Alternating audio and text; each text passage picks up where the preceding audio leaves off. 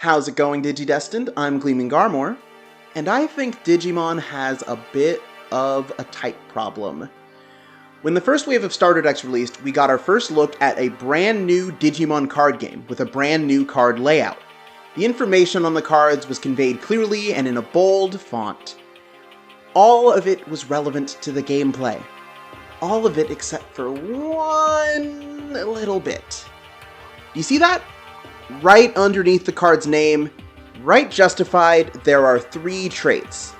On this Agumon, it says Rookie, Vaccine, Reptile. 3 completely irrelevant words. Why were these here? Just flavor? I mean, it was harmless enough, I suppose. Every Digimon card has 3 trait sections. One for their evolution level, one for their attribute, data, virus, vaccine, free or unknown, and the last section for their type. That's the one that we're going to be talking about today. You see, rather than just making a handful of types and categorizing every Digimon into them, Digimon will just make up new types on the fly? All the time? What's the problem with that? Didn't I say earlier that the trait line has been wholly irrelevant? Well, it was irrelevant. Now we have cards like EX3 Patamon.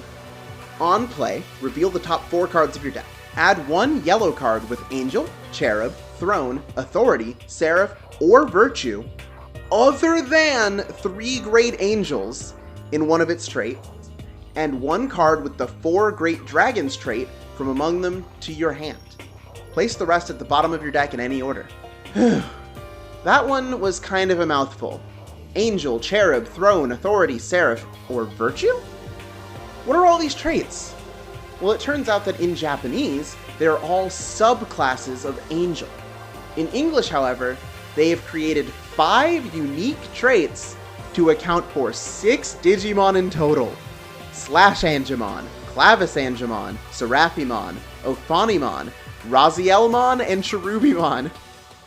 There aren't even that many cards of these Digimon. At least 3 of these traits are completely irrelevant to the deck that Patamon was created to support, but because of translation mishaps and refusal to standardize, we have to say Angel, Cherub, Throne, Authority, Seraph, or Virtue every time we explain what this card does. There aren't even any cards that interact with Cherub, Throne, Authority, Seraph, or Virtue that don't interact with Angel. So these very well could have just been Angel subtypes in English as well. Unfortunately, Bandai America has chosen to adhere to decades-old localization decisions, even ones that actively cause problems for the TCG. Do you remember BT4 Marcus? He had to explicitly list Burning Greymon, Doru Greymon, and Dex Doru Greymon as exclusions to his effect. 3 Digimon that have names that don't contain Greymon in Japanese! Bandai's solution to save that ink going forward was to just put a clarification on their website, rather than use the other names instead. This need to adhere to previous localization decisions has led to an overabundance of unique traits in the TCG. I used the Digimon wiki to count how many types had less than 5 either unique cards or unique Digimon, and the final count came to 89. There are 89 types that are present on less Digimon than you can count on your fingers. Real quick, I'm going to run you through some of my favorites. Yggdrasil's type is 9,000, whatever that means. Alien and Alien Humanoid are 2 separate types that each consist of 1 card. Hexablaumon is a Magic Knight, which is somehow different from our only Magic Warrior, Mistymon. Death Exmon has 2 types, and they're both exclusive to it. Minor, Major, and Super Major are exclusive to Pikmons, Starmon, and Shooting Starmon. Sea Beast is a type with 17 cards, but all of them are Gomamon, Ikakumon, or Zudomon. They added a CRT trait for Monidamon. Ice Snow is a hilariously redundant trait name that encompasses exactly 2 Digimon. And Alphamon Oryuken has the trait No Data, despite having 2 other traits that give us data on it. What was the purpose of adding all of these new traits? Card flavor? I think we can find plenty of that without creating an EX3 Patamon situation. Unless you think it's an issue of the past, this Salamon just released. type bloat combined with English translation mishaps are still causing issues for the Digimon TCG to this very day. You might ask yourself, what can be done about it? I have a couple of ideas.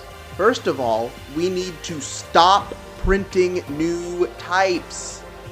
There can be exceptions, of course. Types that encompass coherent archetypes, like Crossheart, Sons of Chaos, or Hunters, are fine. But was it really necessary to make Sea Animal a separate trait from Aquatic or Sea Beast? Next, we need to condense. No more Plesiosaur, Ankylosaur, Dinosaur. Just print them with the Dinosaur trait. Is that so hard? Lastly, update the types on existing cards to be coherent with this new type layout. This will let us get rid of text like, except Sea Animal. Or, at least, that's what I would say if the damage wasn't already done. Generally, I'm against massive amounts of errata for cards that are already out. I know full well that Bandai wouldn't reprint the majority of the cards that I suggest we change. I want cards that do what they say. I want new players to be able to pick up a game and not have to refer to an online glossary when we tell them, actually, no, you can't evolve your Agumon into Burning Greymon with Marcus's effect.